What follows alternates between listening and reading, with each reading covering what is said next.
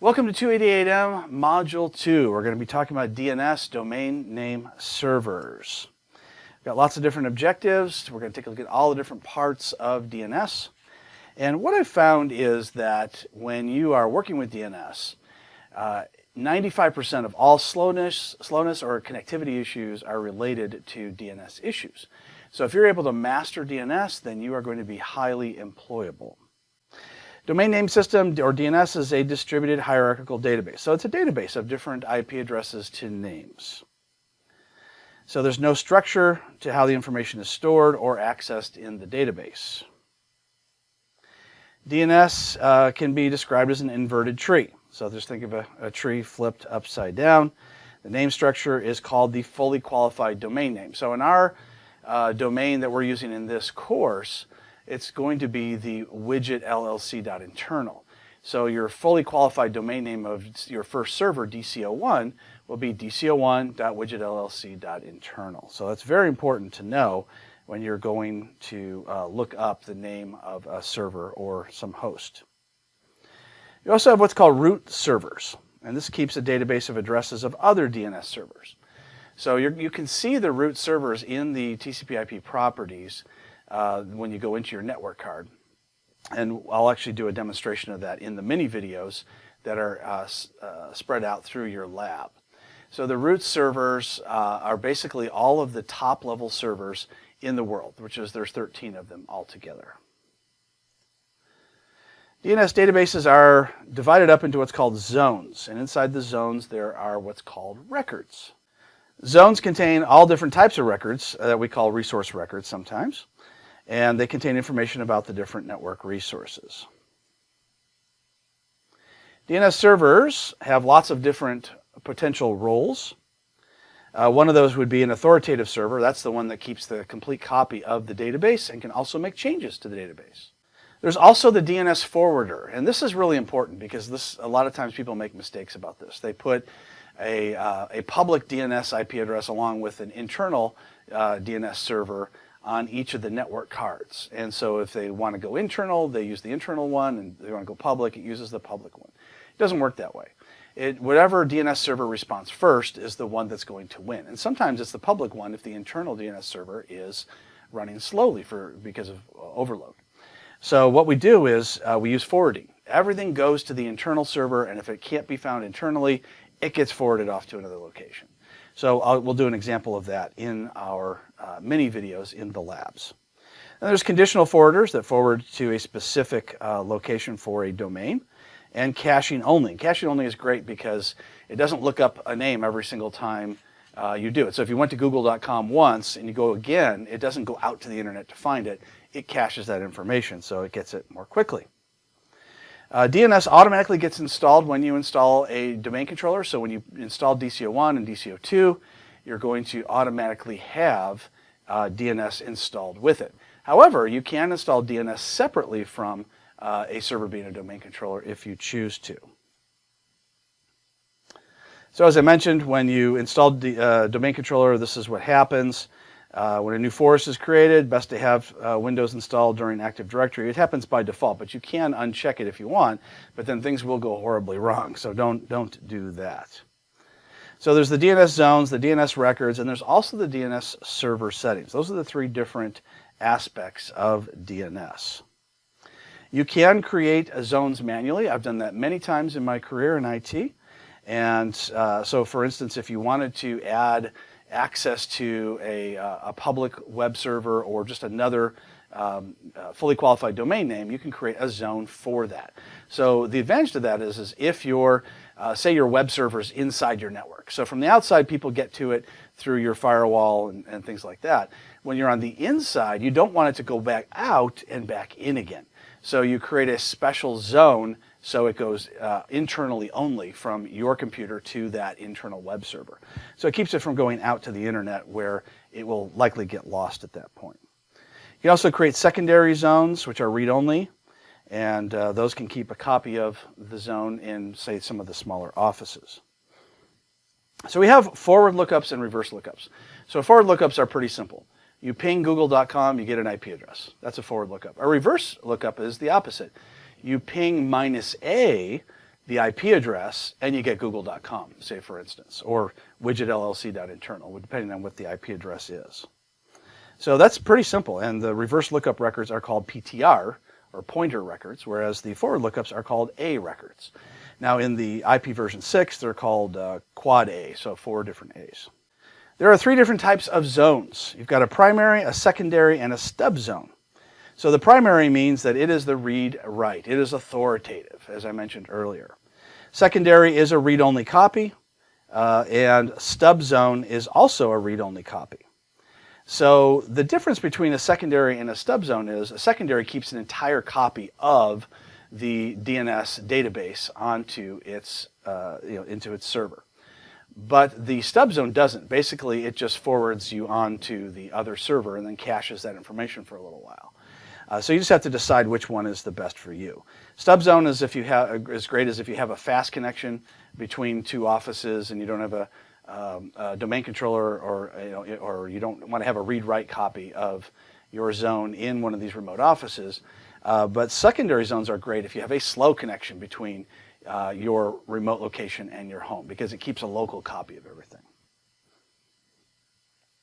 So you can create a standard zone. You must specify the file name in which to store it. By default, it creates its own file name, but you can edit that if you'd like. Final step allows you to choose whether and how to use the dynamic updates. So you've got a few different options, and this is going to be on the quiz. Allow only secure dynamic updates, allow both non-secure and secure, or do not allow dynamic updates. So secure is definitely the way to go in most Active Directory cases, so this is what I would recommend for you. It uses an encrypted stream to securely hold those dynamic updates or send those dynamic updates. And you definitely need to do dynamic updates when new computers or devices join into your domain. Otherwise, you can't find them. So here's your options. You can see here, only secure, allow both, or do not allow dynamic updates. Now, if you're doing Active Directory domain controllers, by default, they're already going to be secure dynamic updates. This would be as if you created a second zone that was not part of Active Directory. Now, there are some PowerShell commands if you want to install DNS using other than the GUI. Of course, with the GUI, you would do it through the server manager, add roles and features. With the command line, you would just open up PowerShell and put these commands to install DNS, the tools, and various different zones and records. Records can be created dynamically or static records. So if you're seeing a record not get put in fast enough or doesn't get put in at all for some reason, you can go in, right-click, choose New A Record, New Pointer Record, whatever it is, and it'll put that record in right away. And that's called a static record. So this is what it looks like when you go to create a new A record. You can see what the box shows, where you've got the name, you've got the fully qualified domain, and you've got the IP address. Then if you wanted to create a CNAME record, or canonical name, basically it's kind of like an alias, a little bit like one, where if you want, let's just say you've got A.com and B.com. Company A buys Company B. So when someone goes to A.com, they get the A.com company. When somebody goes to B.com, when you create a CNAME, what happens is it automatically translates it to A. So if I type in B.com, my web browser will show the translation as A.com. So that's what a CNAME does. It's great for mergers and acquisitions, things like that.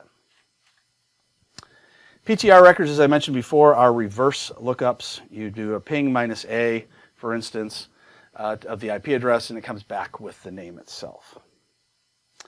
Mail records are called MX records. So if you want to set up a special mail record so email goes to a specific place, then you can create an MX record. If you don't do that, then it'll go ahead and use the public information for the MX record for that domain. And here's what creating an MX record looks like. You see you've got the fully qualified domain name, the mail priority, and the name of the server that handles it. Service records, an SRV record basically is what points to your domain controller in Active Directory. So if you don't have an SRV record or those SRV records become corrupt, then it becomes very difficult for your computer to join a domain, so any of the workstations to join a domain. So you've got to have these SRV records working. It also keeps your replication working between servers as well. So you can find SRV records by going into the zone, and for instance, you can find them under sites, default for site name, TCP, but they're also interspersed throughout the zone itself. So sometimes it's kind of hard to find these SRV records if they're missing because they're all over the place. But you do need to have a GC for global catalog, which we'll talk about later, Kerberos, as well as LDAP. And here's the LDAP properties themselves. So you can see the priority, the port number. This is the port number, the way in which it communicates. This is all information that is needed in order to look up an Active Directory server or any other server. Dynamic DNS records are created and updated by the resource. So basically that means when my computer joins the domain, it tells the DNS server, hey, this is my IP address. And then that dynamically gets added. If you choose to statically add it, as I talked about earlier, you can do that as well. And you would just right-click if you create the static record in the zone itself. And here's one of these new hosts where you also the option to create a pointer record, a PTR record along with it.